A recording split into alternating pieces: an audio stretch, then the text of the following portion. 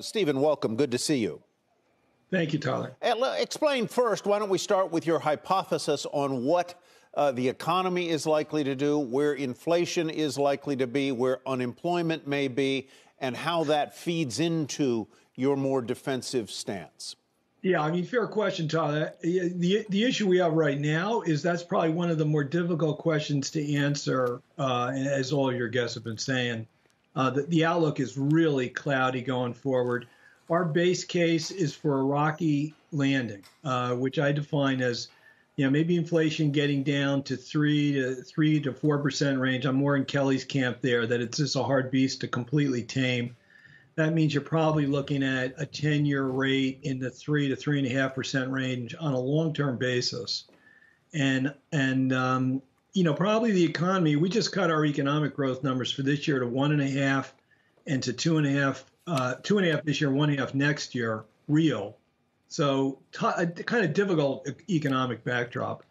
You add that all up, I think you want to stay pretty defensive here. You've got probably double counting of earnings from the COVID lockdown still coming off on the tech side. So I think they're facing probably a couple of weak quarters on earnings against a backdrop of rising discount rates and valuations and still probably too high multiples. So I think, it's, everyone wants to get back in there. I get it. Some of these are really great companies for the long haul, but the near-term outlook, I think, doesn't look so good. At what point, you say people want to get back in there, at what point on the S&P do you think that much or most of the recessionary fear or the pricing reset fear will have been washed out or played out?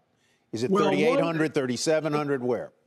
Yeah, we're at 3,750, Tyler. The way we get there, I think one of the frameworks here that we think is very different than what people have experienced of late, and so they're really not thinking about it this way. But even if you get, say an economic recession or rocky landing like we're calling for, you might get not much worse than an earnings slowdown, whereas normally, people talk about economic slowdowns and earnings recessions, and that's because stocks work off of nominal sales and nominal earnings. And with inflation still pretty high, nominal sales, even in a rocky landing, could stay reasonably, mid to high single digits. Margin compression might bring you down to flat earnings. So the market, we think, is getting close to a bottom.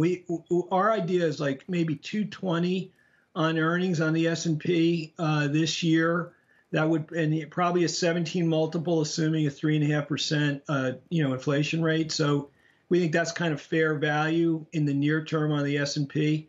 We're getting closer, maybe another leg down here somewhere, below 3,800. So let's get to some specific. If I look at cyclicals. Okay, you want to transition it, but that's exactly where I would go. I mean, right. If you look at the cyclical names, those are closest to discounting that scenario.